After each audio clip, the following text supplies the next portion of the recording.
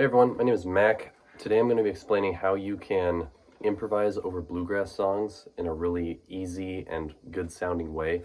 So if you don't know how to improvise over like bluegrass tunes or folk tunes, anything in this idiom which has like banjo, guitar, fiddle, bass, those kind of instruments, this will show you how to do that pretty quickly and easily. And I just figured I'd make this video because it took me a while to figure it out by myself, and I could never find anyone just explaining it on YouTube. So I figured I would, and maybe help someone out who was learning, and then they could learn it faster than I did. So anyways, I'm going to be demonstrating this on banjo because I play banjo, but this method will work for mandolin, guitar, dobro, fiddle, bass, any of those instruments, and well, it will work for any instrument that you want to play bluegrass music with. So you could use this on ukulele, or I don't know, what's like balalaika or something, I don't know. You could use it on any instrument. But anyways, how this method works is that a lot of improvising in bluegrass is like building Lego blocks. So if you have 5 Lego blocks that you want to just stack on top of each other, as long as they're all the same size, it doesn't really matter what order they go in. So you could have like the red Lego block on the bottom, then the gray one, then the blue one, or you could do the gray one, then the red one, then the blue one. It doesn't matter because they're all the same size. So you can just swap them out, and then you have the same thing pretty much. I mean, it looks different, the colors are different, but it's pretty much the same thing because they're all the same size. And that's how a lot of improvising over bluegrass works. Your Lego blocks are licks. So you can take just any lick, like this one. This is a really standard banjo lick.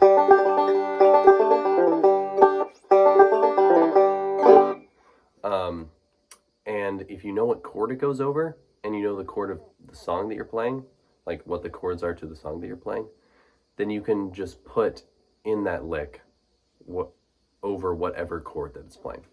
So let's say you're taking a break over, I don't know, like You Are My Sunshine or something, and you know that there's a G chord right after the C chord. So it goes, and then there's a G chord right there. So how the chord progression goes is it's G, you are my sunshine, my only sunshine, you make me happy, and that's a C chord. When times are gray, and that's a G chord again.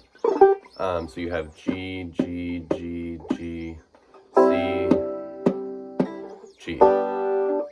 And if you know some licks that work over G and C, then you can play this as many different ways as the licks you have. So if you know like 6 G licks, then you can play You Are My Sunshine. You can play over that G chord 6 different ways. So let's take this lick and then put that into You Are My Sunshine. So first I'll play You Are My Sunshine just really straight, where I'm just like playing the chords and the melody, and then I'll stop, and then I'll play it again and I'll put this lick in it. So here it is straight without the lick.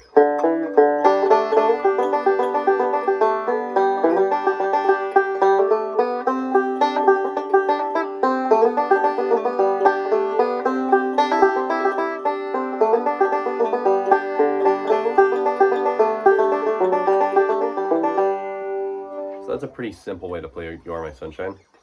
So let's put this lick in, and I'll put it in the first G chord after the first C chord. So listen for this lick. Ready? One.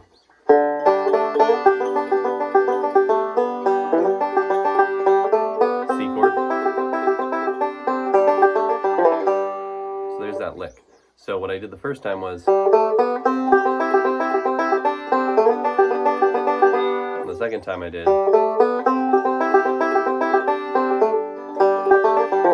sorry. And those both work. They both sound great. But the second one has the lick in it, so it's a little more interesting. And then if you know more G licks, then you can just put in those other G licks. So what's another G lick I could do? I could do... I haven't played that one in a while. But you could do...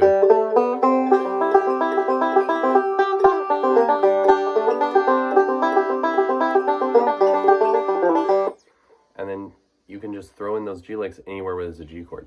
And then if you learn different licks for different chords, then you can put them in. So if you learn a C lick, like here's a good C lick. That sounds really good over a C chord. Then I can do G, G.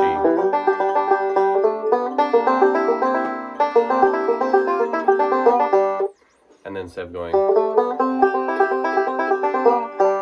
you can do. I really should have practiced these licks before. It's also, all the licks are so ingrained in me at this point that it's like trying to do individual ones is hard. But then if I'm just improvising, then it's easy because they just like come out of my hands. Anyways, so that's how it works, is you learn all these licks, you remember what chords they go over, and then you have all these different Lego blocks that when you're playing the song, you can just take this lick, shove it in there, put it in there, and then it all works because they're all the same size, like that same size Lego block. So let's go with a different example. So this song's pretty similar to You Are My Sunshine, although it's even more similar to This Land Is Our Land. It's like literally the same song. But this song is called, is it Little Darlin' Pal of Mine or Sweet Darlin' Pal of Mine? I think it's Little Darlin' Pal of Mine. Earl Scruggs played it something like this.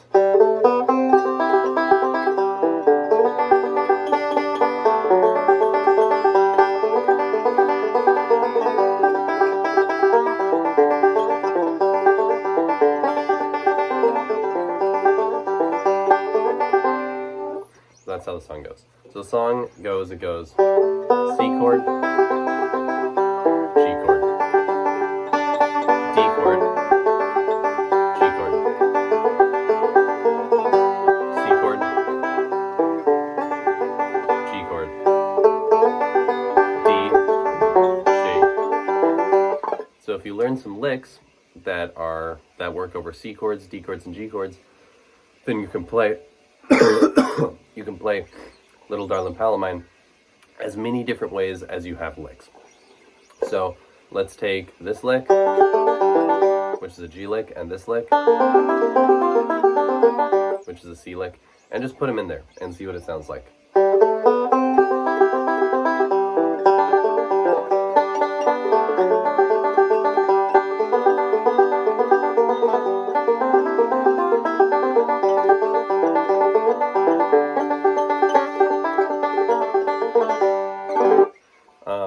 So I just put in those two licks there a couple of times. If you didn't hear them, no worries. But if you did, then you can kind of get what I'm getting at. And then you can just learn as many licks as you like.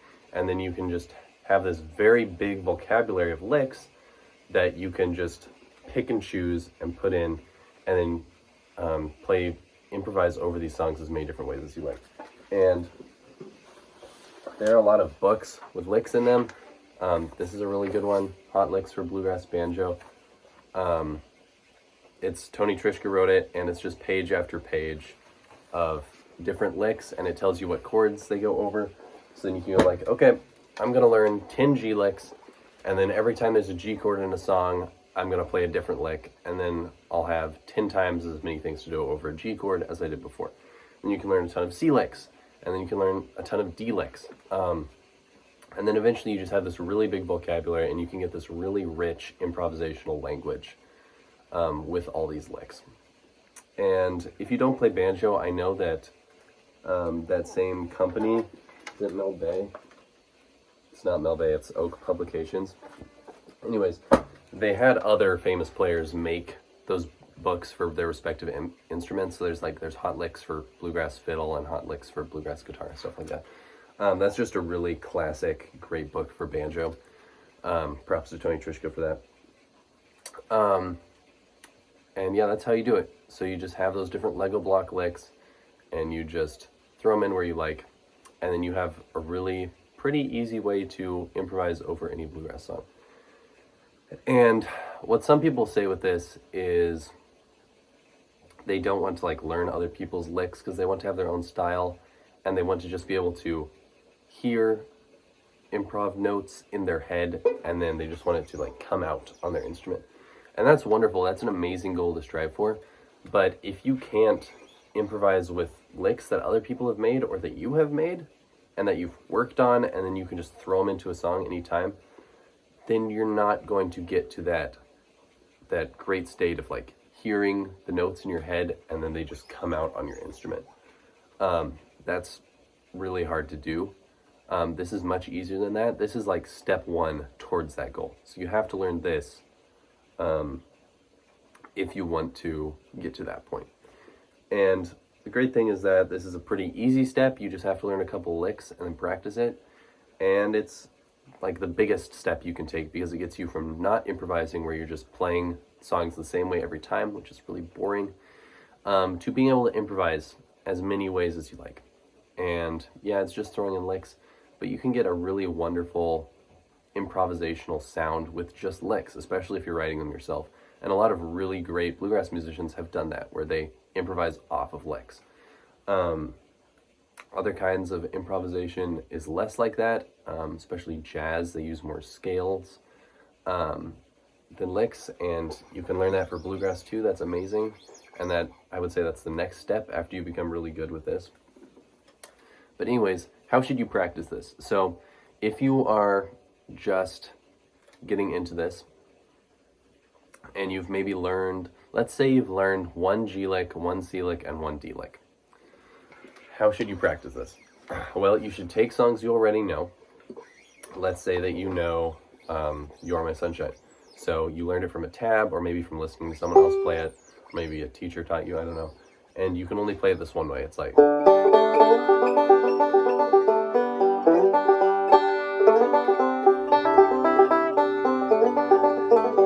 You can only play it that one way. But then you've learned these 3 cool new licks and you want to put them in. How do you do that?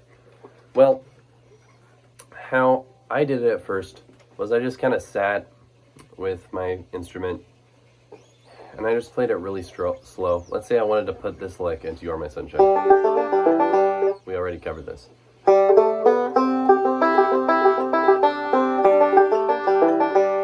I would just sit there and like take the licks I'd learned and just put them into the songs that I knew until I got really comfortable with it. So before, if I played You Are My Sunshine like this, whoops, I did it with the lick.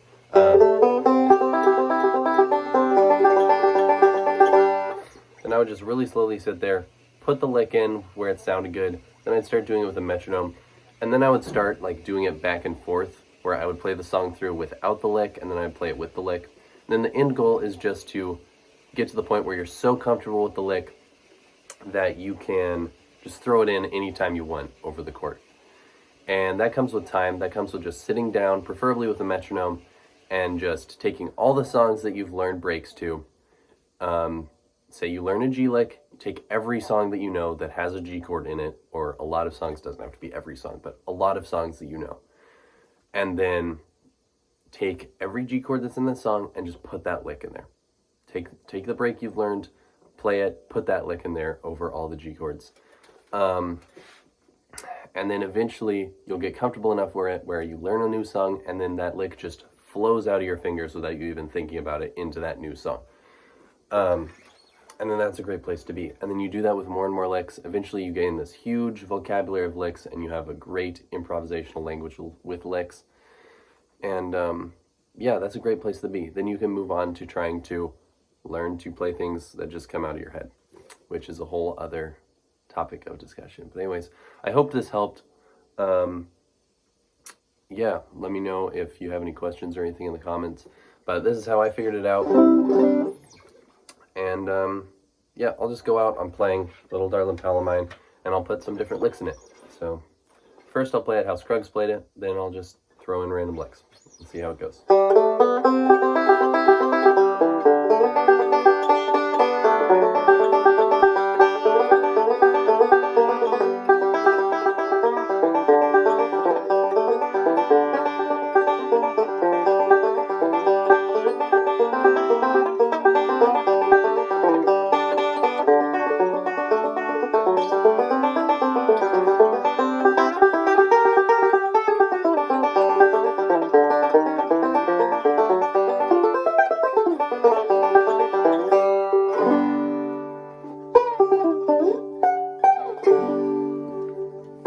Hope this helps. Thank you.